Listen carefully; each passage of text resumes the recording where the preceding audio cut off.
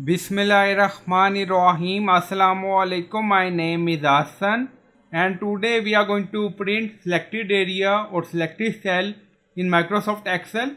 Before starting work, it's my request, please subscribe my channel. Thank you. Now back to our work. So we are going to print selected area or specific section. Now we select this and we are going to print this area only. So we select this area. So you can select area according to your requirement, and then you see file. So click on print. So then you see we are in print section, and then you see setting. Now you see drop down. Now select print selection. Only print the current selection. Now select this. Only selected area show on print page, and then you see collated. You see portrait orientation. So you can do setting according to requirement. Letter. Now you see legal executive A4, and then you see normal margin. Now select narrow. Now you see narrow. Wide. Again you see wide. Now you see normal.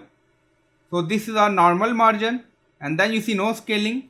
So you can select option according to requirement and then click on print. So I hope you like this video. Please like, comment, share, subscribe. Thank you for watching.